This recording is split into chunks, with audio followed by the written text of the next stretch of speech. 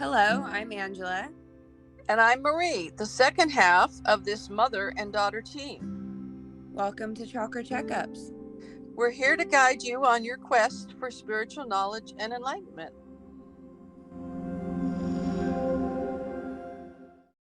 All right, welcome back. We want to thank you guys so much for listening. We just broke 10,000 listens, but also blew past that number really quickly. So just huge shout out to everybody that's been following along and listening and sharing this podcast. Yes, absolutely. Thank you so much, everybody that's listening to us. I could never have imagined having this many people tuning in to the message we're trying to get across. So it's just a great blessing, and it's really incredible. Yeah, I would have never thought of myself as a public speaker either. So that's been a fun journey for me. And you're doing a great job. Thank you. I couldn't ask for a better co-host for this podcast as well. So, well, you haven't tried.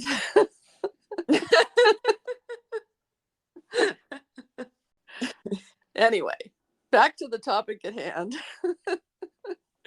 Yeah, today we also have more exciting news for you all. Is we do have another guest on. This is one of my really close friends, Malwina Sitarz. And she is just an inspiring young voice who has been interested in many different types of healings and now working at some incredible places facilitating breath work and workout classes and all different types of healing modalities. So we figured it would be nice to bring her on and share something new. Yes, I'm very excited to have Malwina on. And I wanted to share with everyone about our guest. Every one of our guests are people that have had chakra readings, but they're also people that are stepping out into the light and doing something special with the gifts that they have. So we like to celebrate their success and celebrate their light, and also share whatever they have to share with everyone. Yeah, I think it's just good to hear things from different perspective, as well as not everyone was born with skills, and some people have been coming into their own later, and just hearing different perspective. I think that over time, then people realize I have something in common with them, or I could do that, or that could be me, or that is me. So maybe I should be on the podcast. All right, well, let's welcome Malwina on. Give her a big round of applause and hear from her herself. There we go. Hi, welcome. Hi, how are you girls doing? Wonderful. Thanks for joining us. All right, Malwina, tell our audience a little bit about you and, where some of your journey has started and where it's brought you. So, hello, everyone. My name is Malwina Sitarz. I'm originally from Poland, hence the unusual name. And I currently live in South Oceanside in California. And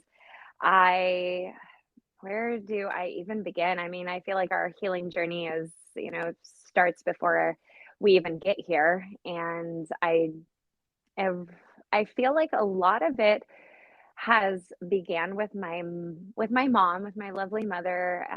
She took me to my first yoga class when I want to say I was about 15, and I'll always remember it was a Bikram class, and we started with like breath of fire, and I was like, oh, what are we doing? And what is this kind of breath work, and why is everyone doing it and so into it? And especially for that awkward age of a teenager, I thought it was very strange. But I will never forget the feeling that I had leaving that class, and just like the lightness. And in a way, I just felt like I was this, fairy and completely free. And I believe that was in kind of a part of the journey that I just started to realize that I loved movement. And that was my first kind of crack open to the spiritual world, to my yoga practice. And before that, I was really a competitive soccer player. And so there was something for me with movement. And now, fast forward to kind of where I am now, is I look back and a really big part of that was the breath that is involved with anytime you put your body under stress, whether you're playing a sport or going on a walk. It's the physiological changes that create your breath to, in a way, get really expansive in your body. And I feel like I can go through a very long story of my, heartbreak that got me down to Baja because I was living in Seattle for a very long time. That was kind of where I was raised, was just outside of Seattle. And the journey of pain that got me down to Baja, where I had the privilege of meeting Angela, and we just created such a beautiful relationship. And that was also, you remember, that was a big part of getting back to the yoga world. And I had an opportunity that really fell into my lap, it felt like, where I got to dive deeper into the yogic philosophy. And it was something that I wanted to do just for myself and without ever having really an intention of being a teacher or let alone even a healer. I definitely thought I had to be healed first in order to ever help others. And Mm. it's something I'm really have learned that is not, you will never be healed, and that should never be something that stops you. But I definitely was never an outgoing, very wanted to be in front of people. I never thought I was a speaker, and it just scared me even thinking about being in front of people. So it's funny to see how life has fast forwarded me to where what I do now is I speak in front of people and I lead people through, whether it's a yogic practice, a breath work practice, or any kind of healing modality, specifically for the person I'm working with. But I feel like I've acquired a lot of things that ultimately can be combined through the facet of movement and breath, and how that gets you kind of back in your body. So I'm currently, I guess, where to bring me to where I am now is I am a breathwork coach at a studio here called Breathe Degrees in Carlsbad, and we do a combination. I'd like to think of it, we fluctuate between the parasympathetic and the sympathetic. So whether we're breathing fast or not breathing at all, is kind of the where we toggle in the breathwork classes. And then we also have a cold plunge and an infrared sauna. So you also kind of play with your body fluctuating between hot and cold. And so that's a beautiful kind of, my Fridays are filled with teaching there, but during the week I work at a health and wellness spa called Calavi. It's kind of in the foothills of Vista, and it's a beautiful kind of retreat facility where we get people to hike, and fill them with beautiful, nutritious food. And then we have back to back classes where I'll teach a variety of different classes. And all of them kind of involve fun, whether it's like a boxing class that really kind of helps channel all sorts of like energies, especially I love through females really love that class. And or whether it's a yoga practice or even coaching pickleball, it's like just a fun way to move our bodies and get our breath to move. So yeah, both are very important and really true in my heart right now. And it's yeah, I feel really in a beautiful place of kind of facilitating all this wisdom that I've acquired over the years. Yeah. Well, I remember when we first met, like, I remember you being interested in a lot of these things, but like you said, when you were down here and you did go to the Yandara studio, I've really seen you take off into all kinds of different directions. And um, yeah, I've definitely seen a lot of growth in you, and it's been really, really awesome to watch, honestly. So, Aw, thank you so much. Yeah, it's fun to see how, you open up and crack into maybe a program where, for someone else, it could be a book that inspires them or an appointment with Marie. And all of a sudden it kind of opens up your world. And I do feel like I've played around with so many different modalities of not really sure where my niche was, and I feel like it's finally, and I sometimes I feel like I've held myself back because I felt like it needed to be one thing, and it was like the one thing that's going to give me my direction. And I'm starting to realize, we're multifaceted humans, and there's so many. We don't have to be just one specific thing. I feel like sometimes society makes you feel like you have to have an expertise on this one particular thing. And I do find that that is beautiful for some that really could resonate with you. But I think for me, I have passion in many outlets, and that's okay. I was thinking about that just yesterday, about how these different modalities are useful, because different people need or want a different way of coming towards healing and coming towards opening up and breathing and experiencing themselves. It's Hmm. not that any one healing modality won't work. It's that people are varietal and they want different things, and different things resonate with them. So finding the right thing, the more things you have to offer, the more they're likely to find the right thing that's going to change their world. Yeah, Yeah, that's really definitely. true. Yeah. Mhm. Yeah, and I feel like sometimes you don't know, and I feel like sometimes people can give up in their healing journey because they just haven't found the right one. Just so to like keep that exploration and curiosity. And I always remind myself that you may find a healing modality that at one point is really benefiting your well-being, but there could be a day where it doesn't feel like it's quite giving you that same feedback. And that doesn't mean you give up. There's so many different types of variety of ways that we can find benefits for our well-being. And we just gotta, with childlike wonder and curiosity, just keep exploring and don't give up. Yeah. And well, it's interesting that you're saying that you don't have to be healed to be a healer and stuff. And if I've learned anything through my own personal journey, is like, oh, cool. Like I've healed this one thing, and then you peel off another layer and you're like, oh, wait. And here's this other thing that I didn't think about. And so now we got to heal that. And like, as you heal more things in yourself, more things arise. And then you can start getting into, healing your past lives and things like that. But it is just kind of a journey that once you start, you do need the different modalities and different things to, keep working on everything. Yeah, definitely agree with that. And yeah, it's definitely the onion effect of finding more and more. And I find that, that's what makes the vast richness of life. Like if it was good all the time, Yeah, we wouldn't we appreciate it.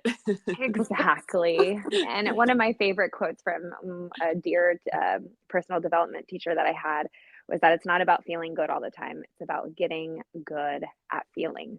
And Mm, it's always been like a really big motto, because that's like what creates that wildness of being a human, the full spectrum of being able to feel it all. And if you have had your own pain, you have that ability to connect with others, to really give them the right empathy and sympathy to like guide them, because you've been through it, you have similar hmm. pain. Yeah. When I was teaching shamanic workshops, I always started on the first day with breath work. I just Mm. think that there's so much that people need to learn about the way they're breathing. I've had so many people that in students, I'll say, you really need to breathe, and they just no, take a deep breath, calm um, yourself down and breathe. Hmm. mhm. Yeah, so you would love this. I just finished my class tonight is going to be kind of inspired by this book. I just finished this book, Breath by James Nestor.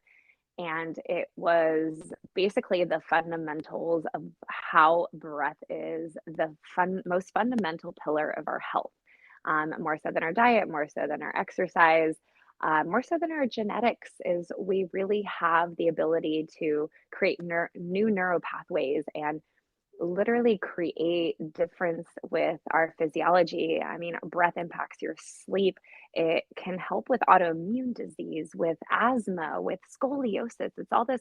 I was very enlightened and just profoundly shocked to hear how much of our breath plays such a crucial role in our complete health. And I talked about. And it's incredible that I feel like pranayama has been around forever.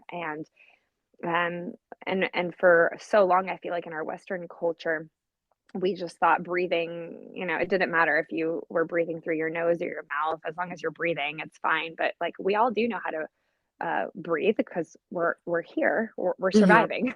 But Mhm. not many of us are breathing to thrive and to enhance our well-being. And I think that's the beauty of like Wim Hof is, this pioneer of breath work, in a way, flipping the autonomic nervous system and all the science that has back to where saying everything is automatic in our system. And he's this great pioneer that has brought this beautiful light to breath work and the importance of it. So that's kind of what we do at our studio is a kind of a spin off Wim Hof. It's very inspired by him, where you're doing deep breathing. But it's not about kind of what you just mentioned, Maria, of, sometimes in that anxiety, we think we're breathing a lot, but we're actually not getting oxygen into our body. No, And Mhm. not so at all.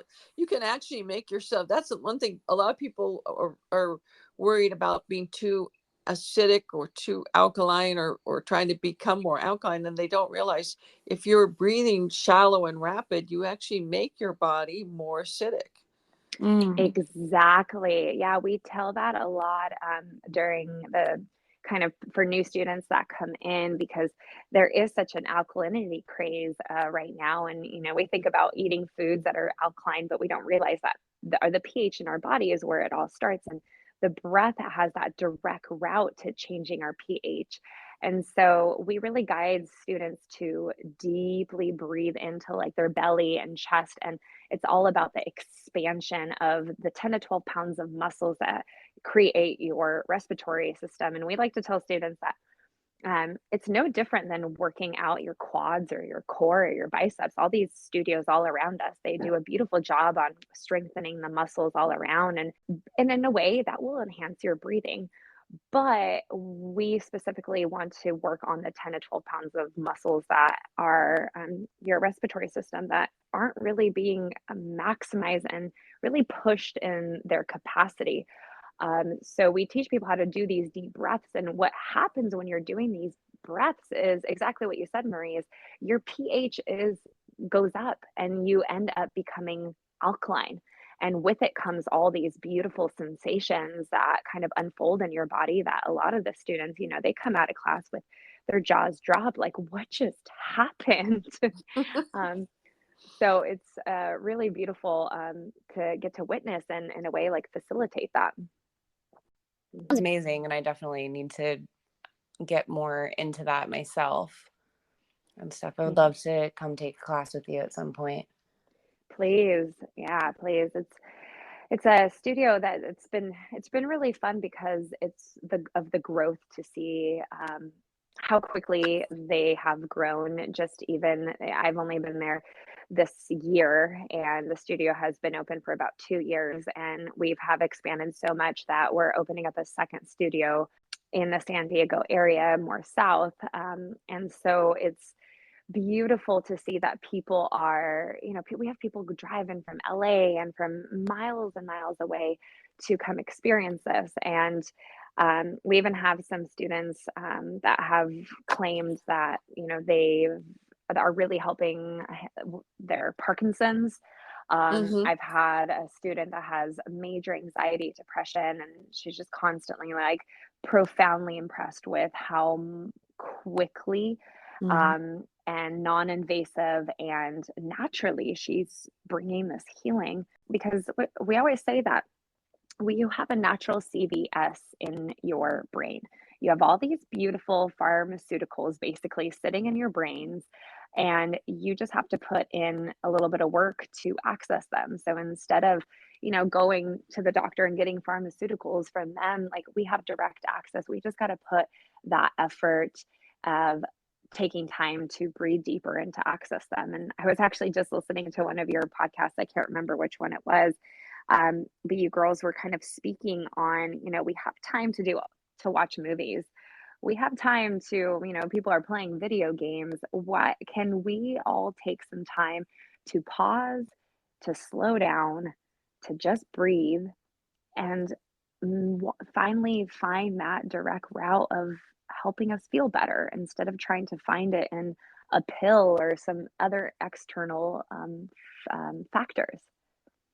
Yeah, I think it's pretty fascinating, like what you're saying is happening out there with people like healing. It's funny, actually. I just talked to this guy down here in Baja California, like in Cabo, and just kind of going over, you know, a little bit about his life. And he had a really bad like sports injury, and he was trying to heal it, and he was like, I would try anything to do it. But he brought up breathe degrees. He's like, so I started going to breathe degrees. I was like, no way. Like, small world. I know all about this studio just from hearing about it from you and stuff, but now he's doing so much better, which is awesome. I'm glad that people are finding things to help them and stuff. I guess for Yeah. me, like, Mhm. Mom, I'm a little curious, like, because you say if you're alive, you can be healed. Yes, I And really stuff. believe that to be true, because I've seen so many people that had such critical, difficult illnesses and end stage with things like pancreatic cancer, and my close friend that had so many tumors, and they turned it around. Right. So is it the mindset, or is it the breathing, or is it both? Well, it's just like Melvina is saying, all, you have to breathe, and breathing is going to affect everything and help your healing. Almost all cancers are a situation of being extremely acidic. So if you were breathing, you're going to change that. At least you're going to help your immune system. I believe that your body wants you to be healthy and wants to heal you. It's not like it can't happen. And we get in the way of that sometimes. So just by taking time and breathing, you're going to positively impact your immune system. Everybody has cancer cells, everybody has, disease factors in their body, but some people never get them. And it's no secret that a lot of athletes are a lot more healthy. That's because they are moving their bodies and they're breathing and they're these things. So I think that's a very, very big factor. But when I first started studying, I did yoga for many, many years. I did breath work, and I still, of course, obviously breathe a lot. And they say if you start one, you'll do the other. If you start doing yoga, you're going to start doing deep breathing, then you're going to start eating better. The more you start on a positive path down any of these things, then you're going to start to transition to something that's going to work better for you and for your body, and your health is going to improve. Yeah, I think that's good to mention. I think sometimes people get just overwhelmed by the idea of like, oh, I need to start working out. I need to eat better. I need to, do this. I want to wake up earlier. I want to be more productive. And then it gets overwhelming and like inaccessible for them to start to, think of the idea of changing their habits. And what I found is really helpful is like, don't think about it as far as like the overall picture, but just being like, okay, I'm just going to add in one more healthy thing to my, life plan. I'm just going to start off by, something as simple as I'm going to make myself a smoothie in the morning, and that's what I'm going to have from breakfast now or something. Like it doesn't have to be anything big, but you just try one little thing and then see if you can keep that up. And then once that becomes a habit, then you can go on to like, okay, well now I'm going to start, working out 15 minutes a day, 30 minutes a day, and things like that. Yeah, I definitely agree with both of you on that. Is it can be so overwhelming. We have a lot going on, and sometimes when going back to our onion, you peel off one layer and you're like, oh my goodness, if I need to change that, I need to change everything I'm doing. Right. And I actually had a whole class on just like the power of one, the power of just one step, whether it's one breath, one class, one book, one meal substitution it can be overwhelming. And so it just starts with one. And I agree with you, Marie, that there is such a holistic connection to, whether you take a yoga class or one breathwork class, it really helps open up the door to just recognizing how everything is so connected. And so I feel like that's just the best way of just start with one thing that you can change that you know will positively impact your health, and then just watch the chapters end up turning with everything. Mm-hmm. When I was doing breath work in the shamanic workshops, it was very simple. I just got people to, be on a mat, be still, and take big, deep breaths for 45 minutes. Just not hyperventilate, just breathe very deeply and continuously. And the interesting thing is, part of the reasons I was doing that in a shamanic workshop is because there are people that will access parts of their psychic abilities faster doing that than if they took ayahuasca or mushrooms or anything else.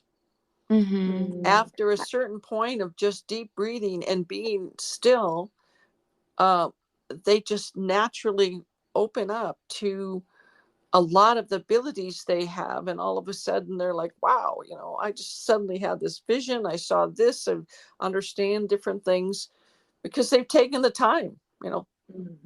I love that you mentioned that, because just in the last year, I've gone to just two ayahuasca ceremonies, and they were the most beautiful, profound experiences. I'll never forget those. But I feel like now that I've gotten into more intense or more like breathwork classes, that I get those, in a way, little hits that I had to go through such a deep experience to get to through the ayahuasca.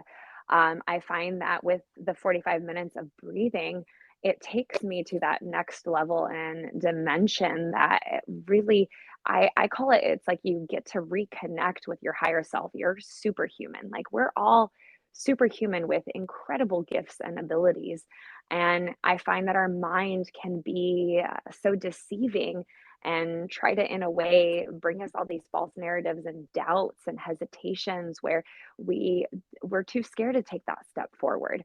And with when and there's so many different types of meditations that, in a way, I think breathing is involved with all of it. But when you just peel down just to the basic breath and really allowing you to breathe deep, it, like you mentioned, the pH goes up, you become more alkaline, and you start to feel all these sensations that, in a way, I think of it like you're tapping into all that your little tinctures of superpowers within you, that really allow you to come back to that light of being, recognizing that you're important and that you have the privilege to be healthy and to feel good, and that you deserve that. I keep telling people, you do some of this work and you're going to discover who you are. You don't even know sometimes who you are, and it's going to be good news. Hmm. Mm-hmm. Hmm. Most. And I will even add on to that, is like, it will be good news. I find that sometimes it is the letting go of a past version of you that can be very scary, because that's that place of comfort. We live our lives and we create this version of what we think we are, and that feels safe. And even a little bit of breath work, even whatever in modality, I keep referring to breath work, but for it could be yoga, it could be a meditation, there could be so many different modalities that allow you to tap into this, like, discovery that's like, oh wow, like, there's another layer of who I may want to expand into. And the difficulty sometimes for that next step is you got to let go of maybe that comfort, that place of who you thought you were. Mm-hmm. And that, I find, in that process of surrendering and really being okay to let go, is that recognition that beyond that is like, you're not just letting go of something, you're not just, a part of you doesn't disappear, that will always be with you, but there's something blossoming underneath it that's going to be even more beautiful. And I find that that can sometimes be the difficulty, is like, you're not sure what's on the other side of that mountain. It could be some tough terrain, or it could be really beautiful. But you got to kind of just go for it and recognize that a majority of the time it's going to be a really beautiful thing. Mm-hmm. I drank ayahuasca with the Santo Daime more than 500 times. And the one thing, if someone said, well, what exactly does it do? I say, it shows you who you really are. And that's good news for most people. 99% of them, they think of themselves as far less than they are. And they discover that they are much more spiritual than they ever imagined they could be. Mm-hmm. Yeah, I feel like you know, we're the one person that holds ourselves back. And sometimes we're behind a veil. And you know, the world is can be feel like a very scary place. And I just find that it's time. There's this like awakening, I feel like, with so many people that we're ready to take that step. It's time to just like really discover you know, that next step of what it really feels to be in a great place. And if this is, I don't know who needs to really hear this, but if like you're not in a place where you feel very content and at peace and really out in this blissful state, it's like you have access to it. And to take the step forward, take the one step towards that discovery. Angie was saying that you're getting very much into this plunging into cold water, and I was listening to you on another podcast talking about that. Mm-hmm. And I was reminded of this, my own little crazy plunge. I was up in the mountains in springtime, and it was kind of a warm day, and I came across this like pond. It was crystal clear, and I didn't really think at the time, now I know a little better, that crystal clear water is often very cold water. Yeah. And I just thought, oh, I'm just going to take off my clothes and dive in. So I did. And I got to this water, and it was so cold that, I mean, it was freezing cold water. And then I was having a little bit of trouble getting out. I didn't realize how steep this pond was. The sides of it were, I had a heck of a time getting out. Definitely made you feel alive. But an interesting thing then happened then. I wasn't cold. I actually got super hot. You know, I became extremely hot and started to sweat. The cold water was such a shock for my body that then I started sweating, and I was hotter than when I started out. Oh, that's so interesting to me, and I would love to, you know, dive into some research of like what are the physiological aspects that like end up kind of making you feel hot. Because yeah, I find it's so fun to hear that, you know, naturally we all, I do remember as a kid we would have like cold plunges like into our lake. I, you know, grew up in Seattle in the Northwest, and it was you know, everybody did it in the winter time. I remember like all of us girls after soccer, we were like, let's go into the river. And I mean, we knew the benefits, and our coaches always told us about, you know, how it helped with the inflammation and all around soreness the next day. And so after practice, we'd sometimes just submerge in the cold water. And you know, fast forward to now where you see cold plunging on Instagram, on everyone, all sorts of studios all around are adding it in. Yeah, And we had a huge cold plunge craze down here in Todos Santos. I was just thinking today, are we still doing that many cold plunges, or are people just not posting about it this year? But yeah, true.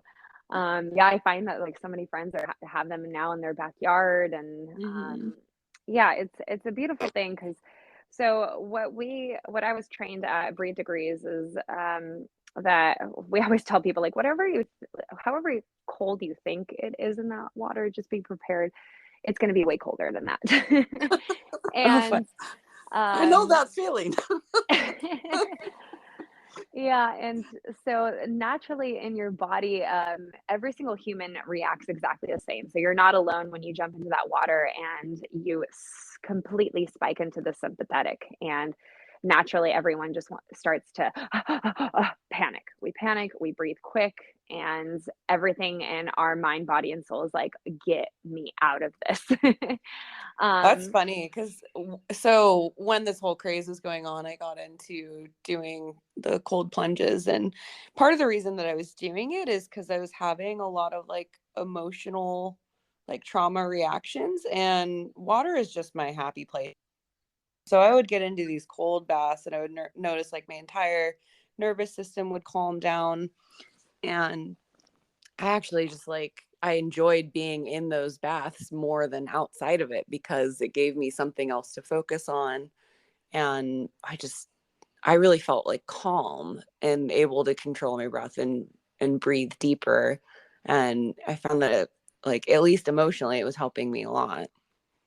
Yeah, and I find that like once everybody varies. I do agree with you. Like, I find that after that initial shock, it's like you come to this place of really depth of your breath and depth of being okay with being uncomfortable. And, sometimes when people are really struggling, I kind of remind them, close your eyes, slow down your breath. And, in the class right before we do the cold plunge, it's really big, big breath in and out of your mouth, we actually do.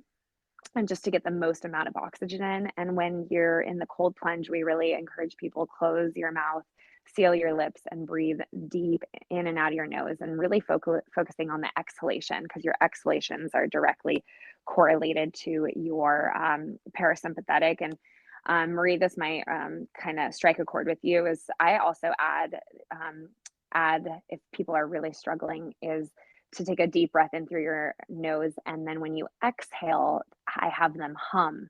So the back of their throat, they're because that will help stimulate your vagus nerve, and even help you calm a little bit more. And I do agree that those people that are struggling, I'll either have them hum, and then I'll remind them, like, you're literally coming into the most uncomfortable part of life right now. And think about this as you, like, you're sitting in all the BS, you're sitting in all your stresses, all the things that really try to bog you down in life, all the things that, are your challenges and your struggles. And you're learning right now, you're building the resiliency one breath at a time to be okay with it. And I think that's kind of like what you just said, Angie, is like where you immediately have this opportunity to like slow down and really kind of just allow yourself to just be, because you're really facing it, like you're facing it head on. Mm-hmm. I was telling previous to you coming on that I had seen this video of these monks that had gone in to a cold pool, then wrapped a towel around them, or like a blanket, till it got frozen, and then breathe until it thaws out. And so I was looking for that this morning. I couldn't find that, but I did find a article about the monks that go into a ice cold waterfall and sit in the or stand in the waterfall and meditate in the icy water. Yeah, and so yeah, that goes back to, for you, Marie, you were in that. You were one of those monks. You were literally sweating in the cold water, which is so beautiful. And it really shows you, we always think our nervous system is automatic, and that, or our autonomic nervous system is automatic. And it really shows that our breath can have these profound experience or profound impact on, in a way, bringing homeostasis back into our body. Because naturally everybody is like, oh, you go into the cold plunge for more than a few minutes, you're going to get hypothermia. And obviously monks are melting the snow around them. Marie's sweating in the cold plunge. So it's taking the time to find your breath. And I find that my personal record of that I've had, and mine's not very impressive, I've been in there for 10 minutes. We have some people that are sitting in there for over an hour. And for the 10-minute one that I had, I did find that it was a really interesting experiences of ebbing and flowing between, okay, I feel really warm and nice. Like, I can switch my narrative. I'm in this cold, but I can visualize this as being warmth and having this beautiful feeling of feeling very comfortable.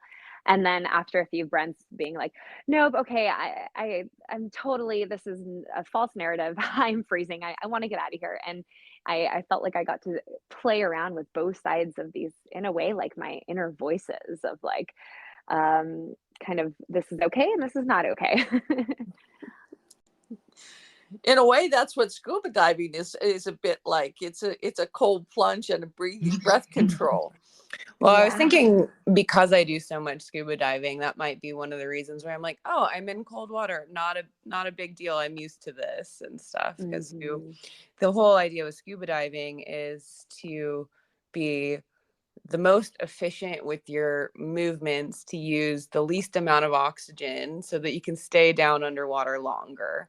And so, and I definitely find that when the water is cold or I'm shivering, it's so much harder for me to not use as much oxygen, you know, like I just go through tanks a lot faster. So, Yeah, and that's like with practice though, right? I find that breath work can be that the more you kind of expose yourself to the cold plunge, your body in a way starts to build that tolerance and resiliency from the inside out. That after a while, you'll be definitely breathing less, using less of that tank, because you're kind of hardwiring it into your body and creating that neuroplasticity to your brain. That's like, we're not in a panic state. We're okay. We've been in this cold water before.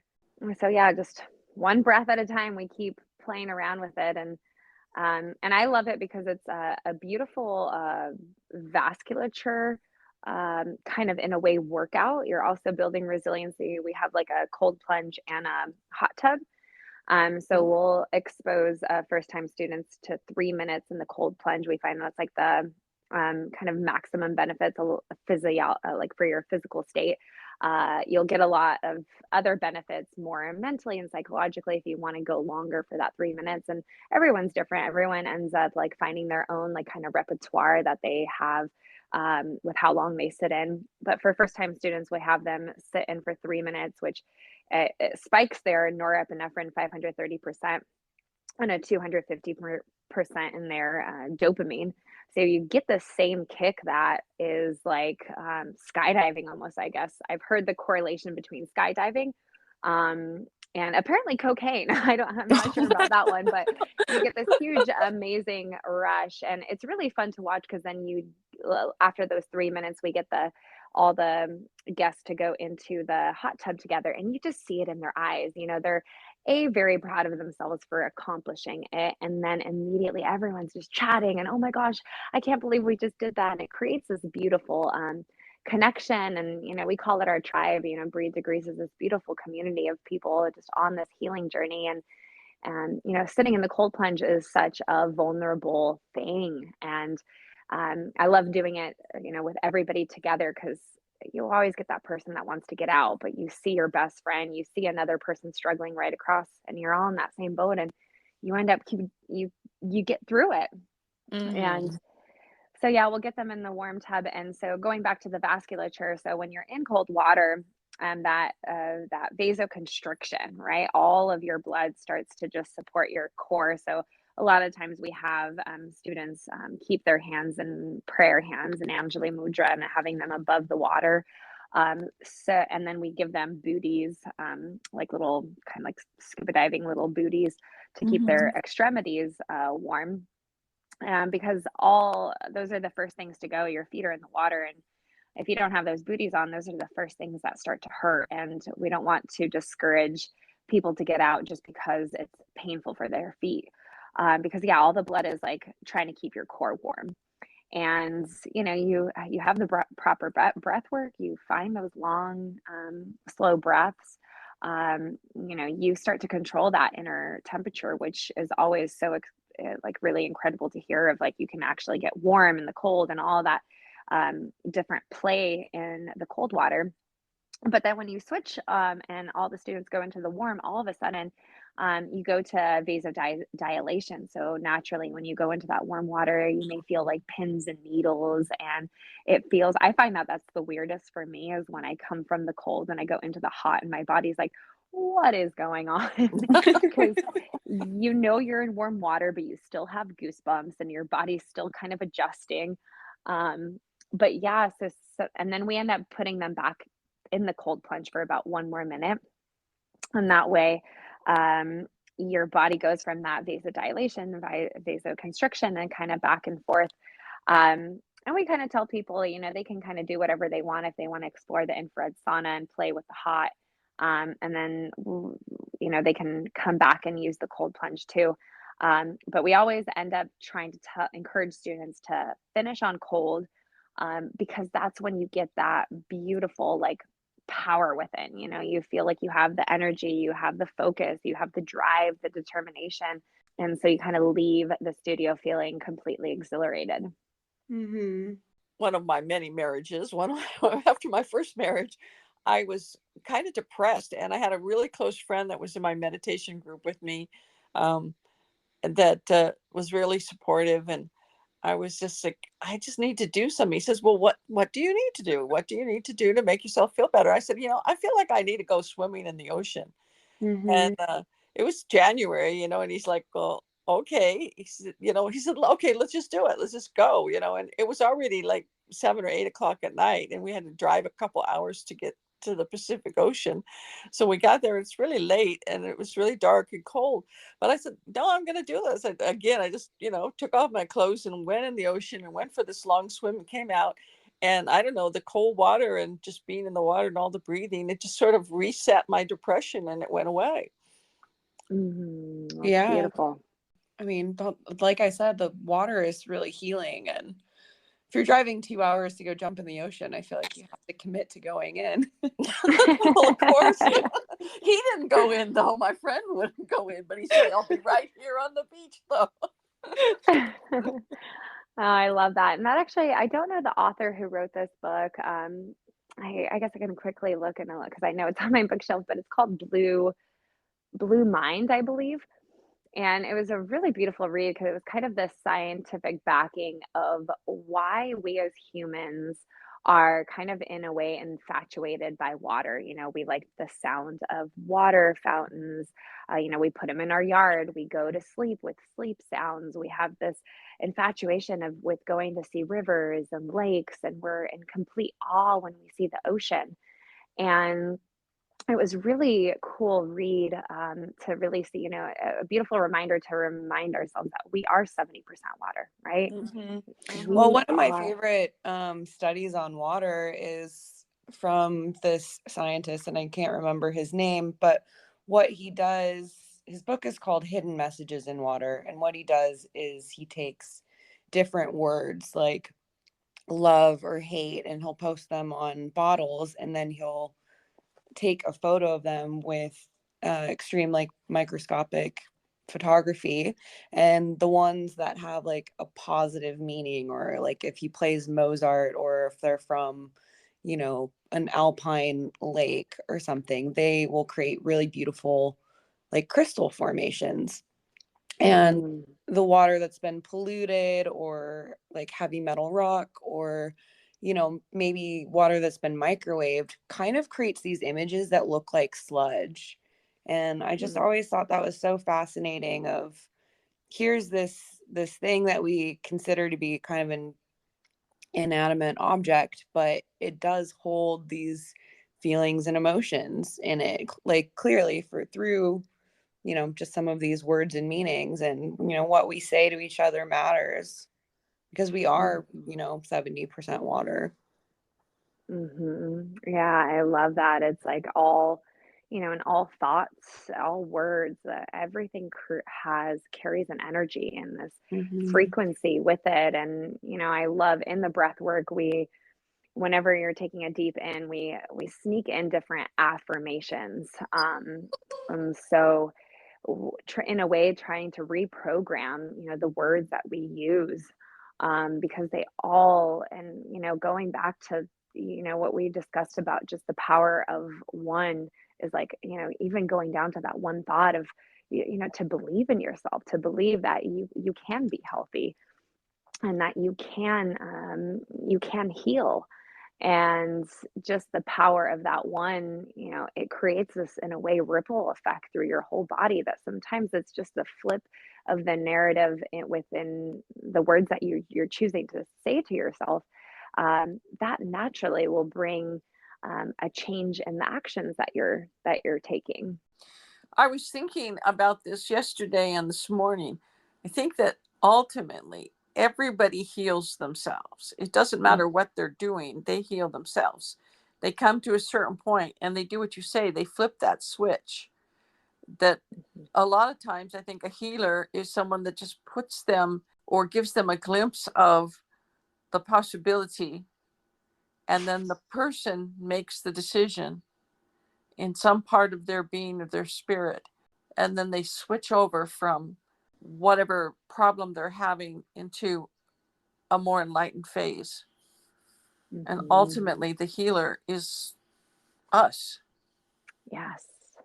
Yeah, that's beautiful. I just actually saw something that was like, Tony Robbins is not going to heal you. Malvina's not going to heal you. Angie, Marie, there, no one's going to heal you. They may give you a little insight that all of a sudden makes you recognize that you are the one that has that power. No one else has that. And just putting that one step forward and, beginning the journey. Well, I think, yeah, me and you have done enough hiking together of tall peaks to be like just putting one foot in front of the other. And before you know it, there's a beautiful view on top.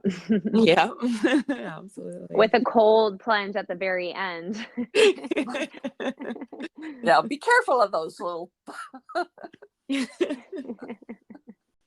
Yeah, and just all in all, like, it's the breath work currently is it has created this monumental change in my life that has really, in a way, I feel like restructured the way I even talk to myself and think about myself, because we're all kind of programmed in the way of, how we're raised, the people that, surrounded us. And I feel like I was in this place that for a long time I felt like stuck, and I, did different therapies, and I was like, how do I change the way like I view myself? How do I talk to myself?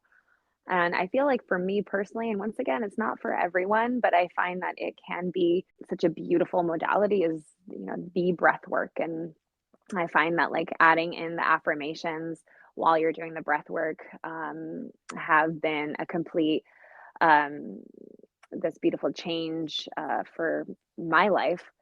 I guess what I haven't really talked about is in the breath work, we do a lot of deep breathing, and then we exhale your air out, and then you hold your breath.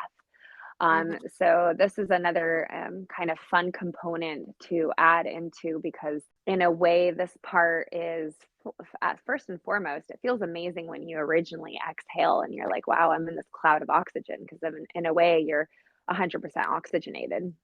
You don't need to breathe. And then you have this beautiful exchange in your body where carbon dioxide starts to kind of come in and into the hemoglobin, kicking the oxygen out and taking its place. And in this chemical exchange, and CO2 is what regulates your breath. So I think of it like that inner voice that's like, hey, why aren't you breathing? This isn't cool. You like to breathe. Come on, take a breath. Come on. And if we listen to our mind all the time, all of life is a risk, swinging your legs out of bed and jumping out into the world, there's just risk everywhere.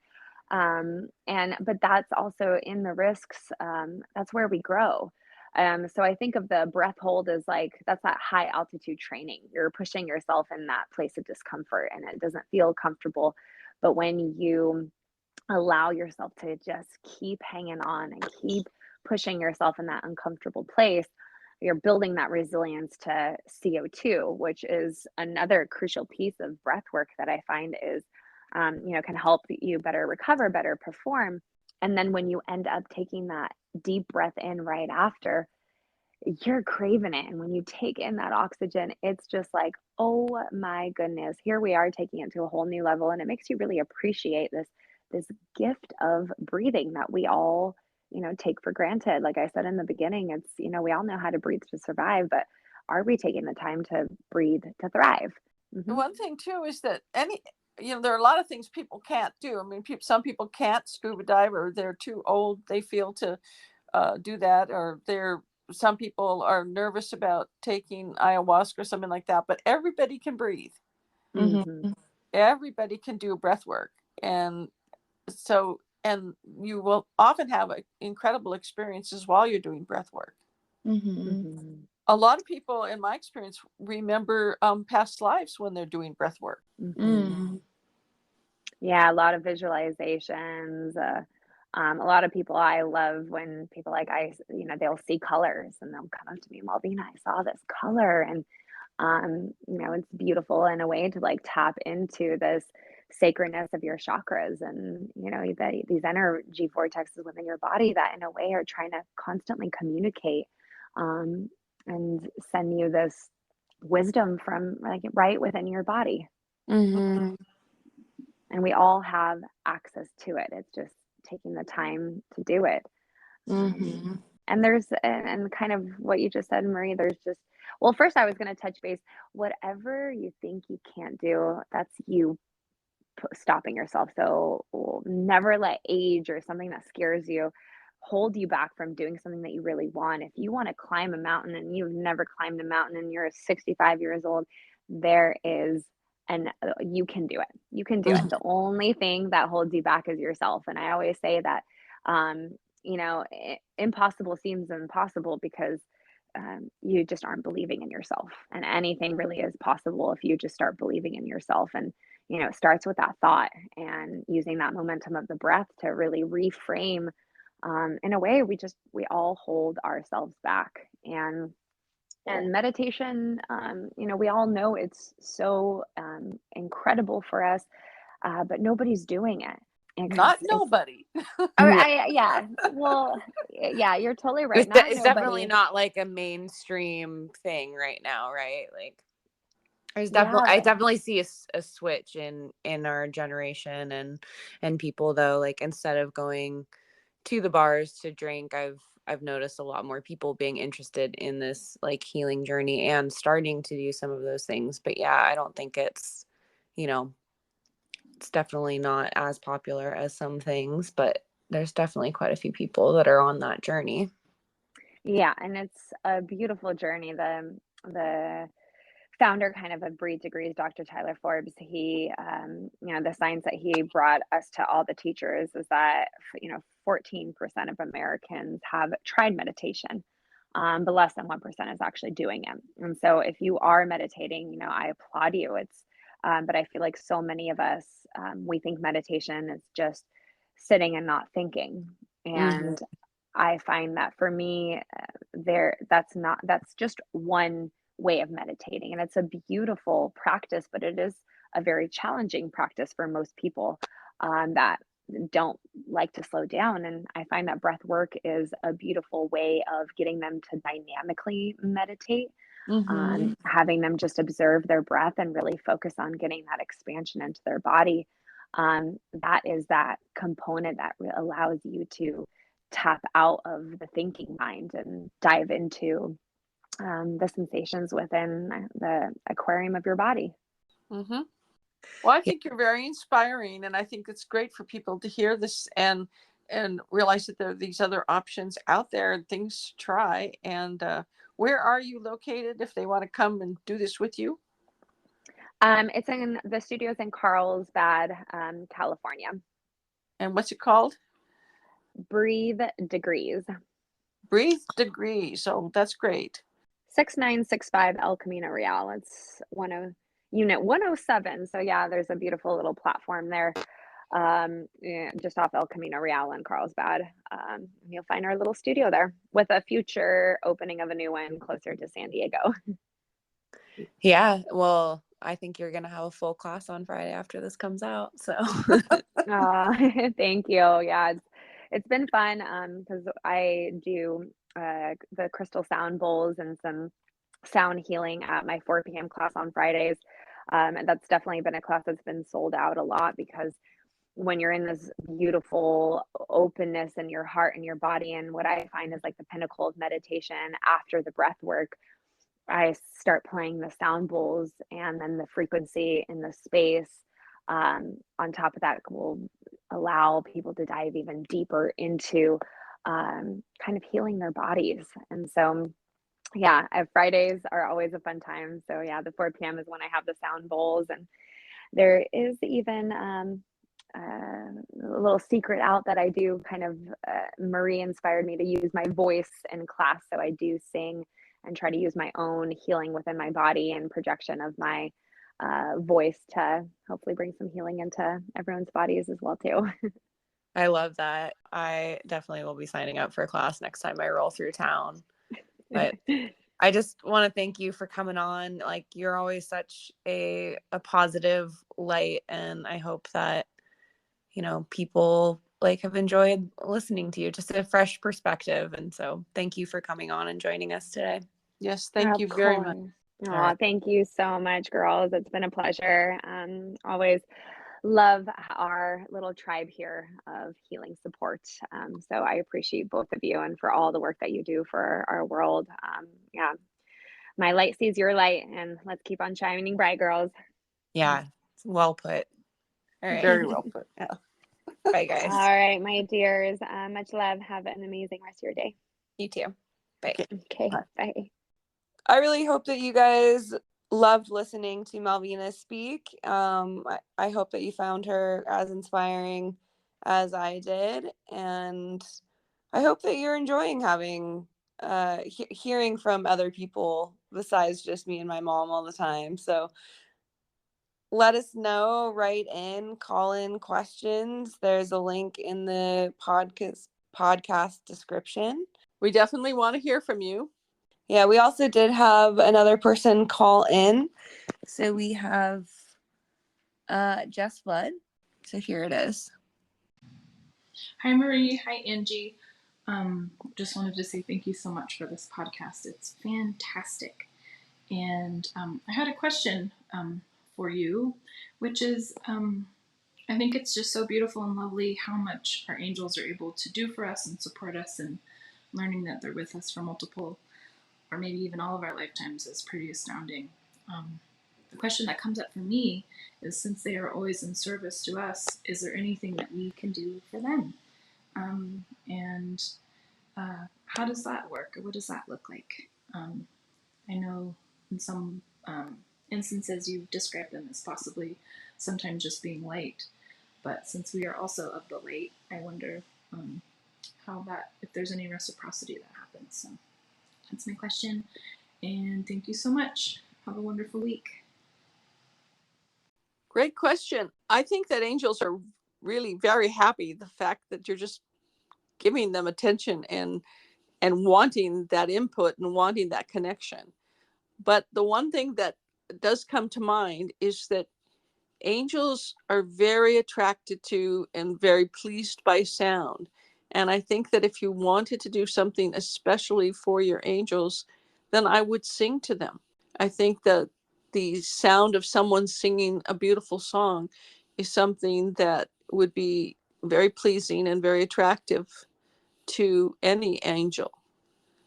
And I know there are certain ceremonies that they do in Brazil where they sing to bring the angels to you for certain healings.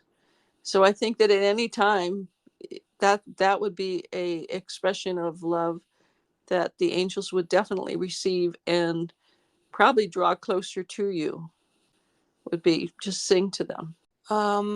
What if you have a terrible singing voice?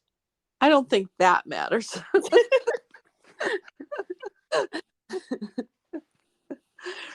Sing from your heart, however terrible that may be. I suppose you could also play a musical instrument too. Okay, I have no musical skills or vocal skills, so this seems like a particular challenge to me. I just guess your angels are going to go away angry then. There's no hope for you, my dear. There's no hope for me. Okay, great. On that note, thanks for joining. Thanks for listening. See you guys all next week. Bye for now. Bye for now.